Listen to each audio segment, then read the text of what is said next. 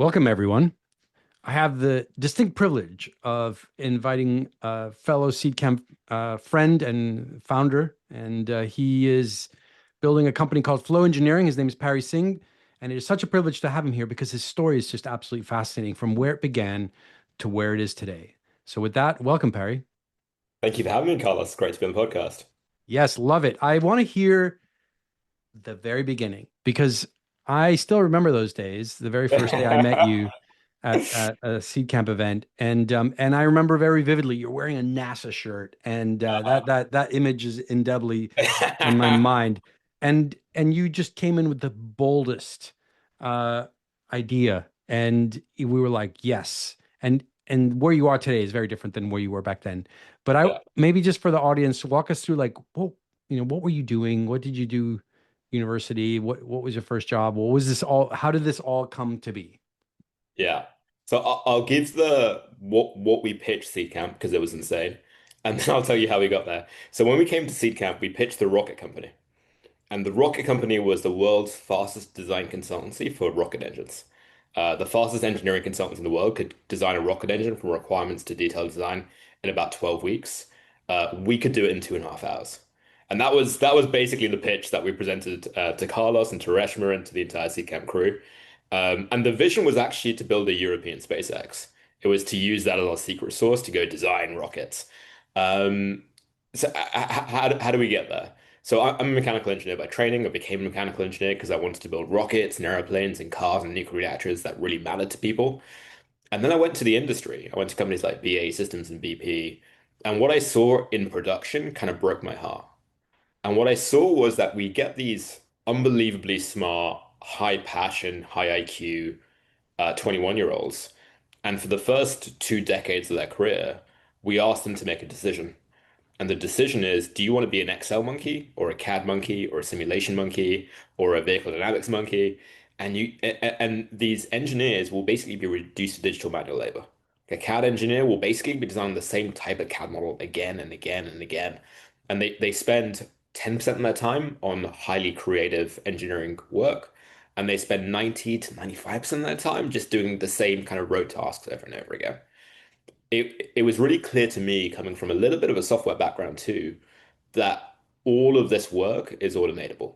And there should be someone that is finding a way to automate that to enable engineering teams to go faster. And if you could automate that, you could cut something like 80% of the R&D cost out of these absolutely mega programs. So that was sort of the founding thesis. It was engineering is broken, it's extremely manual, there will be ways to automate that. If you can automate that, you can have a huge commercial impact on both speed but also on development cost. And the way that we thought about this was, hey, no one's doing this, so we're just going to do it on rockets, and then someone's going to do it on cars, and someone's going to do it on wind turbines, and someone's going to do it on nuclear reactors, and we'll trigger a domino chain reaction, and 10, 20 years from now, the entire world will be different. And Carlos and Reshma and Sia and Tom and the Seagate team were very gracious in hearing a 21-year-old without real world experience come in and say how he was going to change engineering. And they said, "Oh, well, you should go do that rocket thing. But if the rocket thing doesn't work out, I wonder if you could sell the software and you could go to companies like McLaren and Rolls-Royce and give them the software and help them go faster." And I thought at that time that was the stupidest idea I ever heard. I was like, why would I want to be a software company? Hardware's cool. I'm a mechanical engineer. I want to do real things. And I hadn't quite seen the light. But zoom forward 8, 9 years, and here we are, me building a software company, selling into next generation rocket and nuclear and automotive and an amazing world-changing companies, and we're helping them develop faster. There you go. You've recently raised a huge round from, an amazing investor, and like the journey's not even fully there yet. But one of the interesting things is, as you mentioned, not only your arc from hardware to software, but the industry's arc. A lot of things have changed, and you like to refer to this as the three eras. Maybe you walk us through the core problem, like where are we today? Not only just the rote work of engineers, but also where we are as a society in terms of how we manufacture things. Yeah. Um, the engineering industry, the way I see it, comes into three distinct eras. The first era was the analog era. think back to NASA and the moon missions and Saturn V, think back to the black and white era when you had people drawing with pen and paper. The second era of engineering was the digital era. This is the era of the space shuttle. It's the era of the Ford Focus. It's when we move from blackboards to spreadsheets. It's when we move from pen and paper to CAD. It's when we move from physical testing to simulation. And that is the era that certainly Europe is in today. And we've been in probably since the 1990s to the 2020s. And what we're seeing take off today is a new era of engineering. And this era is the iterative era or the systems era.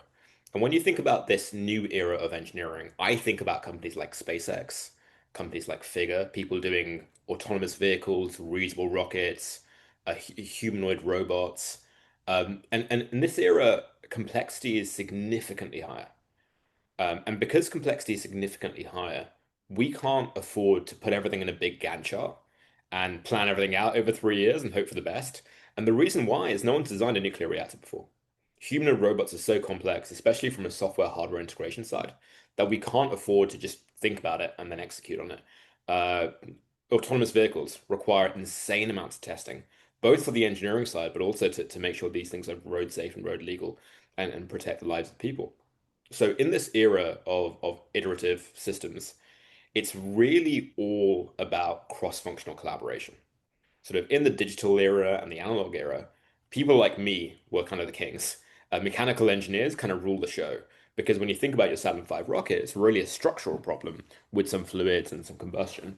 But when you think about a Waymo, for example, what percentage of that is a mechanical problem? 1%? It's not very much. Waymos and human robots and reusable rockets, these things are really software problems now. And it's how the software and the hardware and the mechanical and the electrical and the firmware and the regulatory and the systems, it's how these things all come together that makes this a really tough problem. And in this era, you need a new kind of platform that glues these different types of engineers together and enables teams to make changes in one place and see the impacts of the change in other places and then rapidly iterate.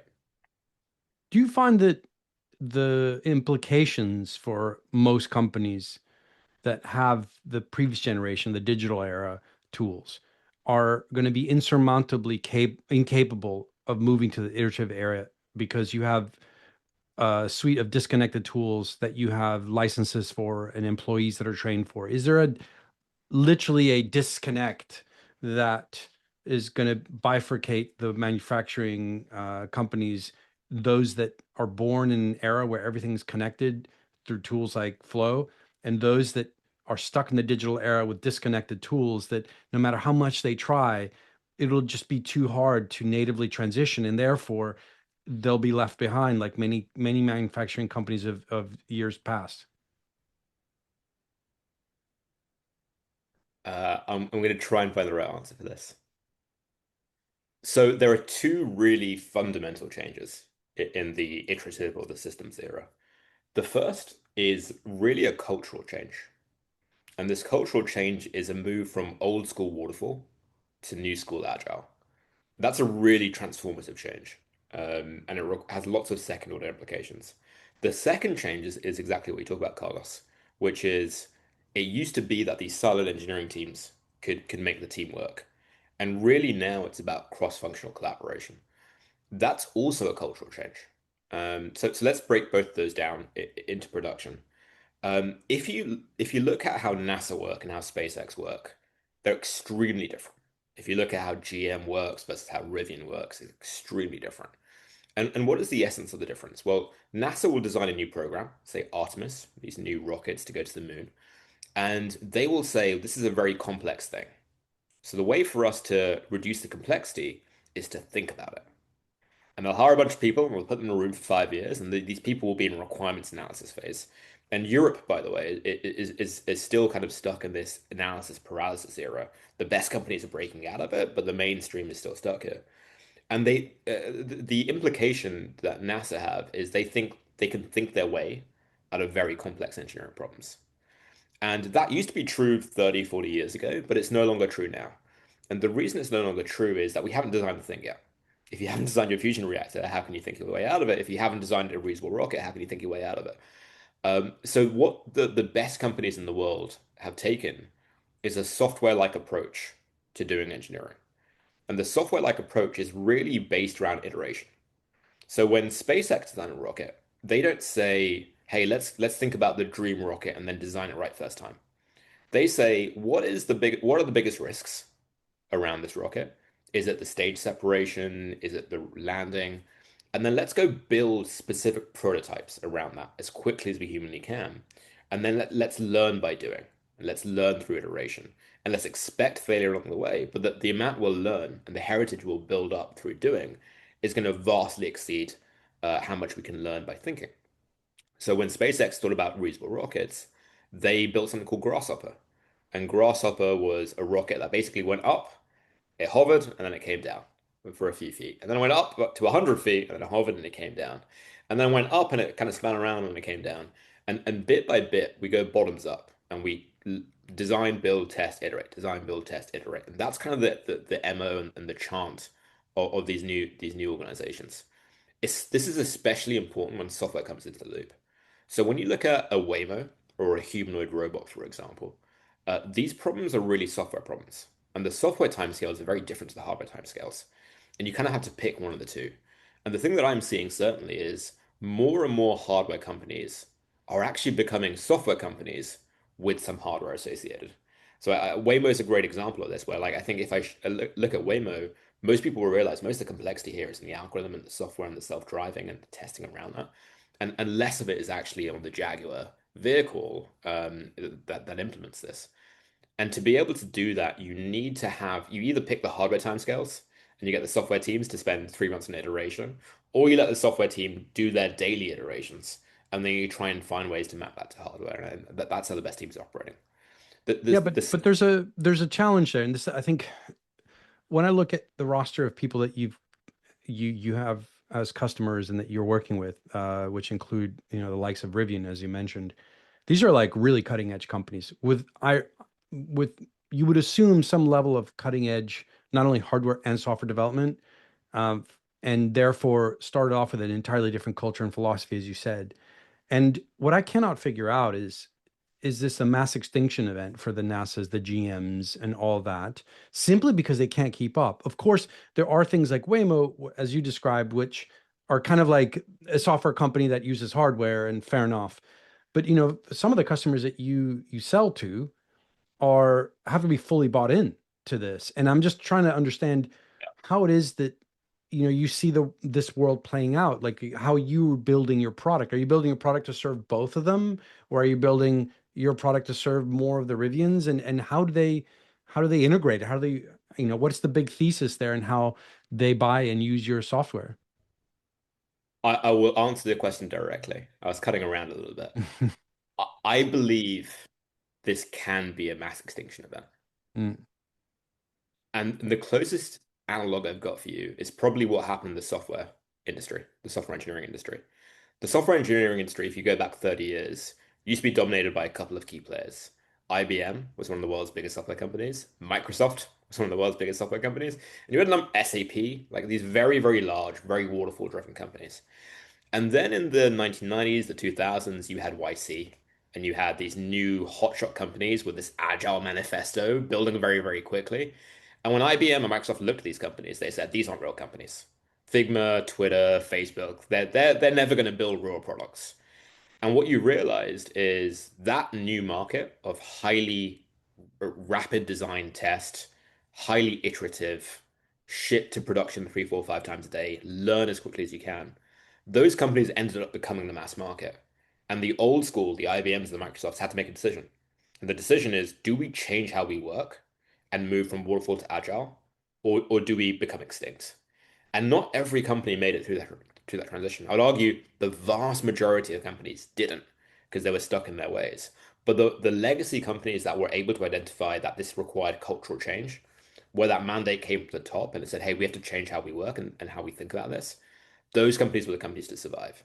So a really good example in this industry, if you'd asked me 3 years ago, I'd have said 100% all of the legacy old school OEMs are dead, and SpaceX, Rivian, Tesla, Joby, Figure, these new companies are going to become the new GMs and the new GEs of the world.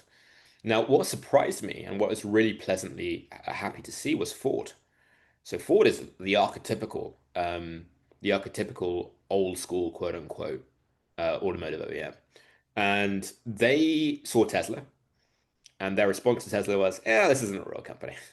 They're going to be out of business soon." And then Tesla became more than the market cap of Ford, and Ford's response was, "Yeah, it's not a real company." Then Tesla became worth more than the market cap of all of the automotive OEMs combined, and Ford's reaction was, it's not a real company." Then BYD happened. And for those of you who don't know what BYD is, BYD is one of the largest automotive makers in the world. They're a Chinese automotive OEM. And BYD was such an existential threat that their vehicles are incredibly good and incredibly cheap. And the scale of what they're doing is insane. And really, when BYD and the Chinese automotive revolution happened, that's what caused Ford to pivot. And Ford went on a 180 pivot. And they've actually been very, very successful in moving from traditional vehicles to EVs. And in that change, move from waterfall to agile. When you move to an EV, you are really a software company. And when you move to a software company, you have to be agile. So they've been successful in making that change. Now, other automotive companies haven't been quite as successful, and you're seeing mixed results. I think it is possible if a company takes a top-down mandate to go, hey, this is an existential crisis for us and we need to rethink how we work to stay relevant. Yeah. And walk us through how your product helps with that. If I go to your website and I look at what you have under product, you have something which I'm hoping you'll share with us a little bit more, which is AI and has a little thing that says new. But then generally below that, you have requirements management, architecture, traceability, continuous V&V, nuclear, small nuclear reactors, test cases, regulatory integrations. Walk us through what is Flow? Like, what is it doing to help companies that don't want to go extinct succeed and those that aren't already forward thinking to excel faster than those that are desperate?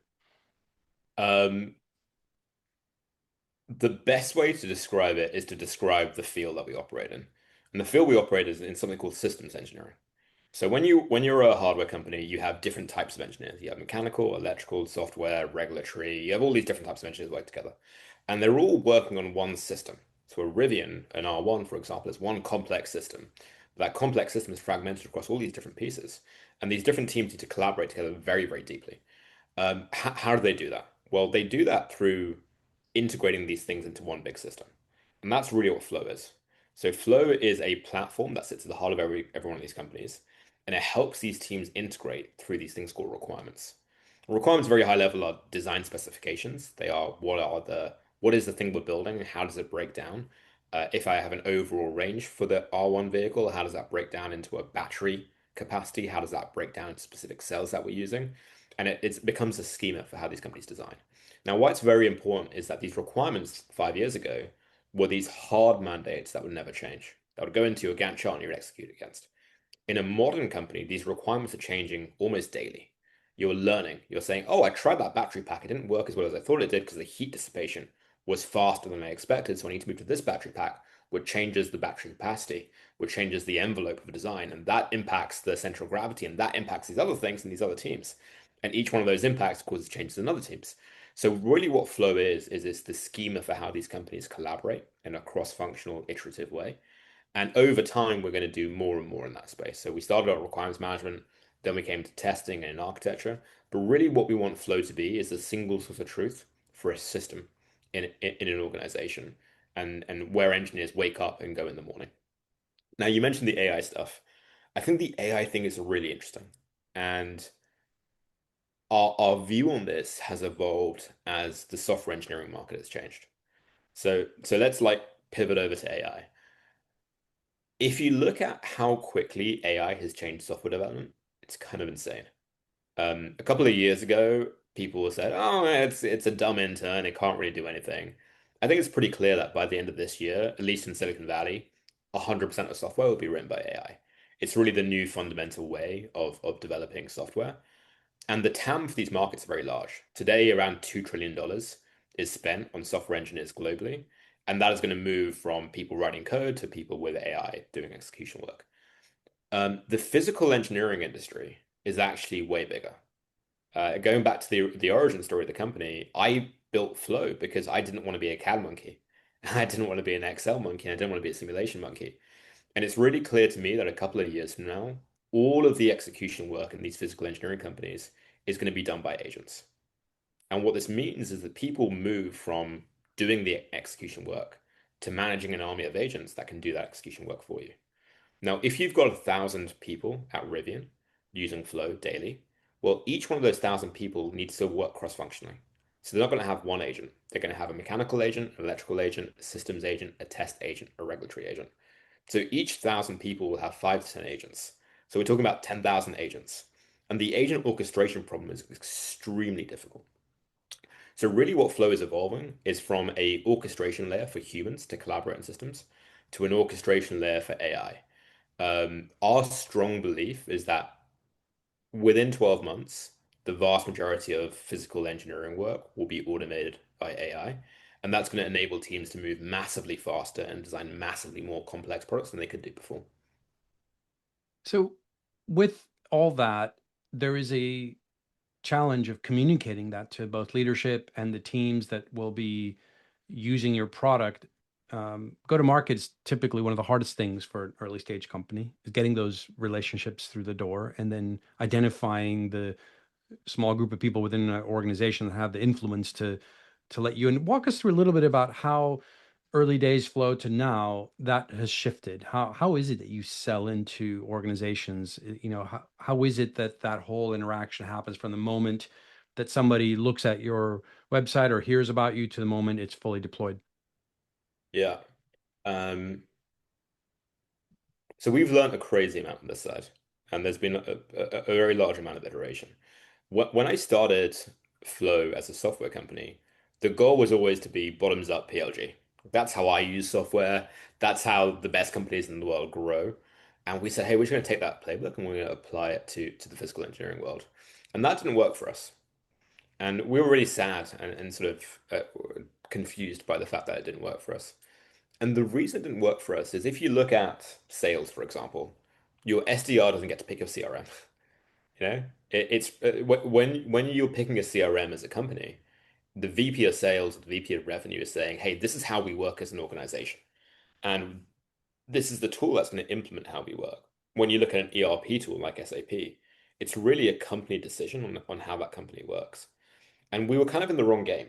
The game that we thought we were in was a tools game. And the game we realized we were in is a cultural transformation game. It's more of a we don't sell a tool, we sell a way of working. And that was the big unlock for us. And that's had lots of secondary consequences on who we sell to, how we sell to them. It's very interesting because I'm going to chief engineers and VP engineerings and CTOs of these incredibly successful organizations that I look up to. Yeah. And I'm telling them that they can do better. And I'm telling them how to work. And that was a very interesting thing to get our heads around. But that's really what made go-to-market work for us. So I guess you have a pretty good view on the patterns that separate elite engineering teams from the average ones then. Yeah. All right, you Yeah. want to care to That's share? my business. I got some Sure. anecdotes, some fun ones that anybody who's listening is like, man, hopefully I'm not the average one. All right. Well, I think the single most important differentiator is always speed. Always, always, always. And I'll give you a couple of fun stories. The first fun story is we were selling Flow to 3 different launch companies. There was a launch company in Europe that we were selling to. There was a launch company early stage in the US, and then there was an elite, like one of the best launch companies in the world. And we kicked off the sales process roughly at the same time. And the European company we spoke to said, hey, it's February. We love Flow. This is going to completely transform the company. Next week's bad for us. The week after that's bad. Then we're into half term. And then we've just got a bit of a sprint. So then we're into summer. So we would love to take this super seriously. And we're going to book in a meeting urgently for September. And we're like, Jesus fucking Christ. Uh, um, then we spoke to a Series B, Series seed stage, awesome company. And they said, this is amazing. This is the future. We need this to go today. Let's go sign a pilot. And we're just going to sign a pilot. We're not going to overthink it. Here's some money. We want to work with you and we want to implement this in the system today. So we were able to go from first meeting to a pilot in about 3 weeks. Then we spoke to the elite engineering organization. And this is a much larger company than the other companies you spoke to. And we went from first meeting to Flow is deployed and stood up in 4.5 weeks. And they basically said, look, we're just going to do this. And if it doesn't work, we'll rip it out. And there's no harm, no foul. But being able to make a decision in 4.5 weeks and try it out and see if it worked with the engineers and then rip it out if it didn't, was the fastest path to learning. And like every single interaction I've had with this company is really built around speed. Now we're a year and a half, 2 years later, and I'm really proud to say that we've grown from 10 users at this company to 270 users. And now Flow is being used to design some of the most important vehicles. Rivian's another amazing example. Rivian went out to market, and the requirements tool that they use is the system of record. So it's one of the most important tools and infrastructure that they'll work with. And they went out and demoed 30 different organizations. They went from 30 demos to 5 trials in 3 weeks. They then said, hey, look, Flow's too early for us, but we want to give you a shot because we're just in love with the product. What they said to us is, look, if you have downtime, we can't ship cars and there's an existential threat to our company. So we need to know that you're going to be a real partner for us long term. We started using Flow for 40 users, and they grew from 40 users to over 1,000 users in 4 months. And today, the scale of usage is insane at Rivian. Rivian have over 1 million requirements in Flow, 1 million test cases. They use the API 95,000 times every night. The scale of design and testing happening through just one of our customers is insane. And we see that among our best customers. They don't overthink. They just buy, they roll out. If it's a bad idea, they'll rip it out, and they understand that they can do that. Everything is really built around speed. I mean, I kind of have a sense of what you might answer to this question, but hey, maybe go for the not obvious one. Where do most engineering teams lose time without realizing it? Can't say half term. Um, there is always an instinct as an engineer to do a little bit more thinking, to do a little bit more de-risking.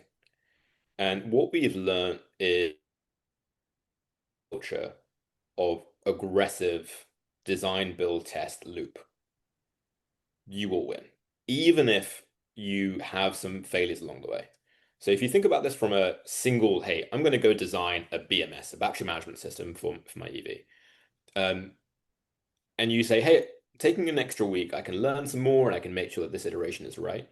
That sort of leads you down one path. But if you say I'm going to build an engineering culture where I'm able to ship a new BMS every 3 weeks, I'm going to do that continuously.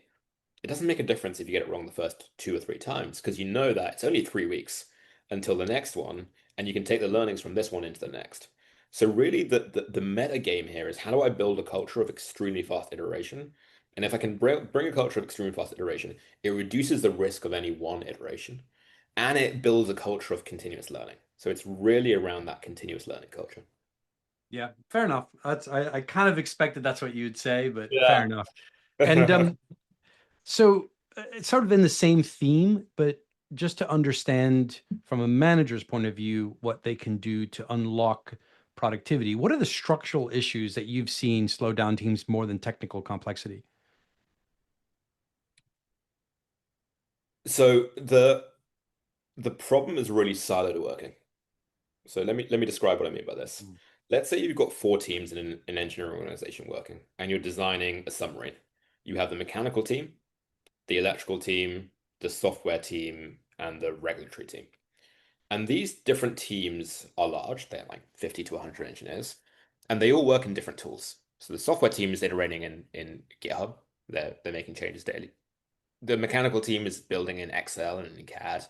The I don't know electrical team is building in a different tool, and the regulatory team is building another tool. Well, tiny changes in one of these teams will affect others, and understanding exactly where that gap is very, very, very difficult. Um, that's the single biggest problem in the organization is you have one system, but that one system is fragmented across teams and tools. And there's a decision to be made around if I have too many meetings, then I can get the misalignments down to zero, but we won't actually ship anything because we spent all of our engineering resources in meetings. If I have no meetings, we're going to blow up the vehicle. And there's a very careful balance to be made around how we build a culture of continuous communication, around not having too many meetings, and around building a culture where people can just talk to people and very rapidly iterate. Can I extrapolate that where the AI feature set will come in really handy is in this balancing this? Yeah, absolutely. I mean, if you think about a systems engineering organization. I'll go back to my old ally, which is these are incredibly smart people who love engineering and they want to be spending their time on trade-offs and architecture and systems design.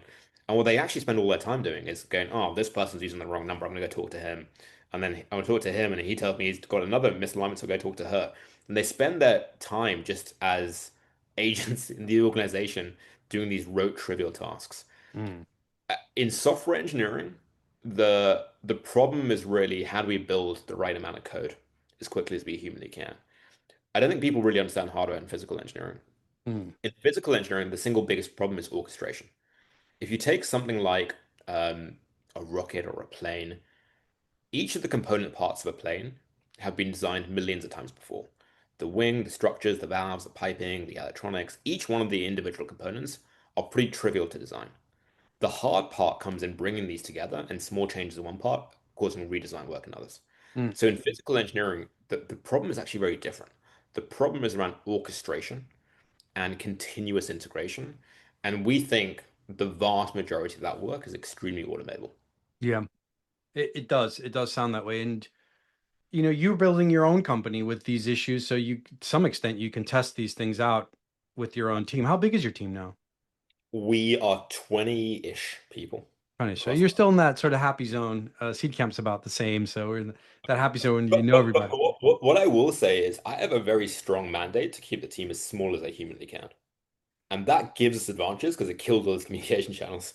So when we raised our Series A, uh, we had closed the most important space, nuclear, robotics, automotive companies in the world. We had thousands of daily active users. The scale of usage on Flow was intense. We were incredibly profitable. And we did it with 8 people. The entire organization at the Series A raise was 8 people. And there's a core belief that I have around culture, which is we want to be the SAS, not the army. We want to be the special forces. We want Yeah, ultra small, ultra elite teams that can rapidly change the direction and can do multiple different things together yeah. and really care about working with a very small elite organization. We never want to be rank and file army.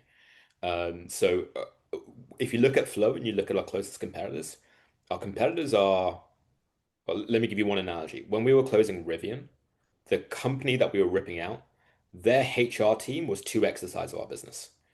Um, Wow. when we were signing Rivian, that Rivian's procurement team was 2x the size of our business, maybe 3x. All right. There's a strong advantage in staying small. You cannot use this previous answer for this next question. All right, hit me. What belief about building companies has changed the most for you since founding Flow? Cannot be size of teams. Has to be something else. Are you asking about a company building side of this, or are you asking about marketing? Like, what are you asking? No, no, from you, from a company building point of view, what is the belief about, building companies, just general? Because you must have walked into day one of Flow thinking, this is what it's going to look like. What's changed the most since the beginning of the company to where you are today? So I was when I started the company, I was a mechanical engineer. I was 21, had no real world experience, and I could write the software, and I could do the mechanical engineering, the electrical engineering, and the CFD runs, and I could also do sales, and I could do fundraising. So I said, look, the path here is just to hire a bunch of 21-year-old mechanical engineers that are really smart and put them in every function. So that's what I did. The original company was me and 10 other mechanical engineers from Imperial College, who were incredibly smart and going to do all these different domains. And I've come around on this. So phase one, I thought IQ was the only important thing.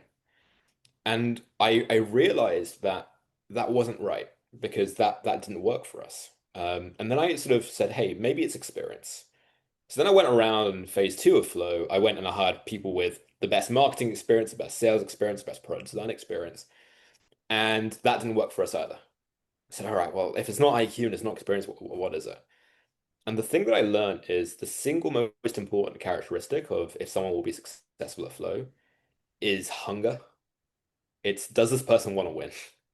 And are they willing to do whatever it takes to win? Are they willing to do late nights? Are they willing to do evenings? Are they willing to redo their work? Are they willing to put it in the bin? Are they willing to grind and get on a plane? One of our core values as a company is get on a plane.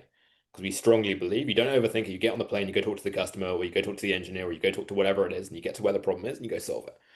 Um, and now I've looked for that above everything else. I look for hunger to win, and then the IQ comes back.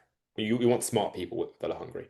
But I'd say hunger and motivation and drive is probably still the single most important thing that you need in a company. Mm.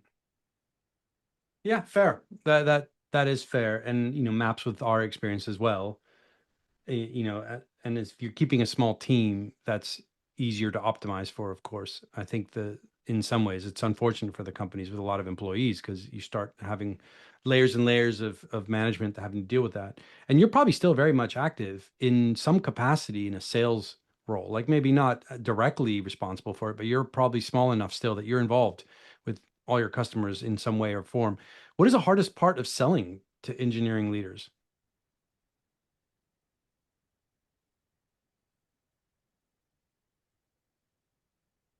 I mean, I will say we're pretty lucky in the fact that we get to sell to the coolest companies in the world.